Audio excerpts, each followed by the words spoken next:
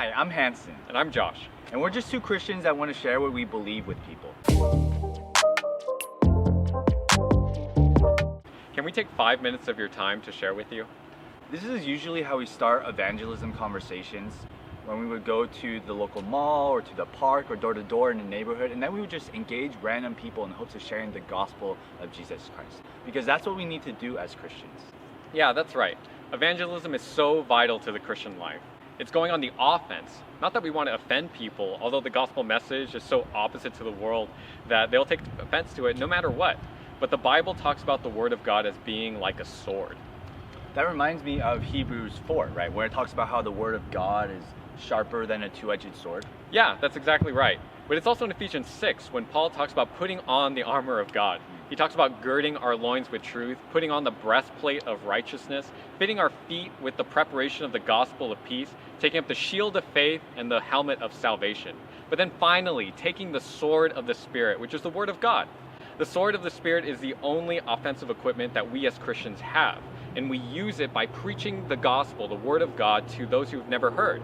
Although the immediate context of Ephesians 6 is actually talking about fighting against the armies of darkness and even Satan himself. But before we can go on the offense, we need to learn to set up the defense, because attacks will always come against the faith. And that's why we have what we call apologetics. See, this isn't saying that we're sorry for our faith or anything like that, but it's a defense of the faith. It comes from the Greek word apologia and is used by ancient philosophers to give a defense for their particular philosophy. So Christian apologetics is a defense of the Christian faith. And that's what the Apostle Peter is calling us to do in 1 Peter 3:15, to always be ready to give a reason for the hope that is in us. So that's the defense, apologetics. And then there's the offense, which is evangelism. This is the first video introducing a series that Hanson and I are making called the offensive line. Why is it called the offensive line? Well, because in football, the offensive line is the big guys that want to take the ball to the goal line. At least it's something like that, right, Hanson? I actually know nothing about football. That's all this guy right here. Yes, I can confirm that Josh knows nothing about football. See, rather than the offensive line taking the ball to the goal line, they're the ones who prevent the defenders from coming in and sacking the quarterback.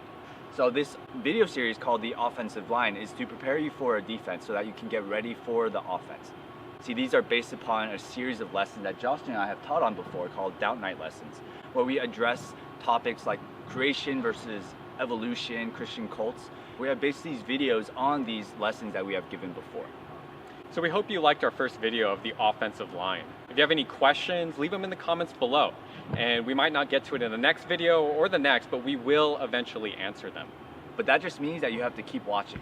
Remember to smash that like and subscribe button so that you can be notified every Monday when the next video comes out. And remember guys, this is the offensive line with Hanson and Josh, preparing you for defense so that you can get ready for the best offense.